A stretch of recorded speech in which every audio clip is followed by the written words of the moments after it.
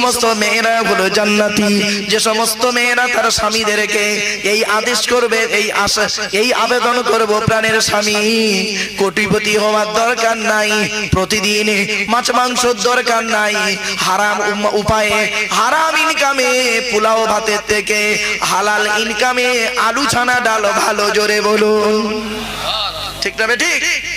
ওই মেয়েটা হলো জান্নাতি, যে মেয়ে তার স্ত্রীকে বলবে প্রাণের স্বামী বেশি ইনকাম করে আমার দিতে হবে না, তুমি হালাল ইনকাম করো, ওইটুকুই আমার জন্য যথেষ্ট। স্ত্রীদের ওয়াজ আমি করবো একটু পরে, ধরান স্ত্রীদেরকে রাসূল বলেছেন তোমরা যেমন খাবে স্ত্রীদের তেমন খাওয়াবে, তোমরা যেমন পরবে স্ত্রীদের তেমন পরাবে। তা বলে প্যান্ট গেঞ্জি পরাতে যাবেন না, জানো ওটা বলিনি। নবী বলেছেন তোমরা স্ত্রীদেরকে এই শিক্ষা দেবে, তাদেরকে শুনে দেন, স্বামী স্ত্রী একে অপরের চুমা দেওয়া শরীয়তে জায়েজ। আল্লাহ রাসূল বলেছেন স্ত্রীকে 3 জায়গায় চুমা দেওয়া যায়। ভালো করে হাদিসটা শুনে নিন। 1 নাম্বার নবী বললেন কুব্বালাতুল খাদ্দে, মানে গালে, গালে চুমা দেবে, গালের এই নরম অংশটাই চুমা দিতে বলেছেন। আর এই শক্ত অংশে চুমা দিলে, এই শক্ত হাড়ে চুমা দিলে রাগ থাকে মেয়েদের, ও চুমা দিচ্ছে এই জায়গাটায়, তা ঝগড়া হবে না, কি হবে?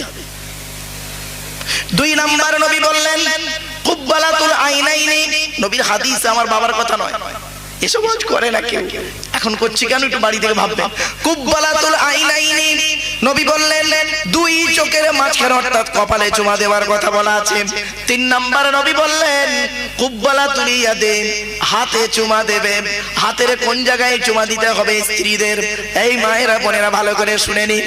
মেয়েদের চুমা দেবে, স্বামী তার স্ত্রীকে চুমা দেবে, আর স্ত্রী তার স্বামীর চুমা দেবে। হাতের কোন জায়গায়? এই জায়গাতে।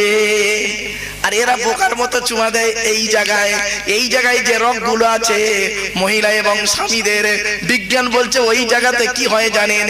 এই রগগুলোতে থাকে হিংসা, নোংরা, রাগ, মেজাজ গরম, হট মেজাজি এতে থাকে।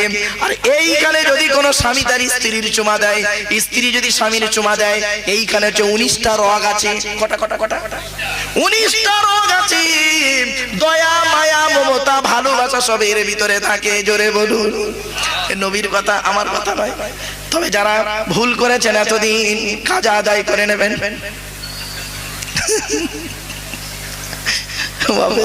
একটা হাসির চলে কথাটা বললাম, রাগ করবেন না, এসব বাস্তব কথা তো, এসব নবীর হাদিস, এইসব ওয়াজ কেউ হট করে করে না। তা আমি কেন করলাম? একটু মাইন্ডটাকে ফ্রি করার জন্য। চলেন, এই জন্য বিশ্বনবী মুহাম্মদ সাল্লাল্লাহু আলাইহি ওয়াসাল্লামের আদর্শ ছিল এটাই। কোরআন তাই বলে দিল মুমিনের খাবারটা হবে হালাল। 1 নাম্বার হালাল খাবার, কত দিকের হালাল, কত রকমের হালাল হয়, কত রকমের হারাম হয়, এবার নিজের বিবেককে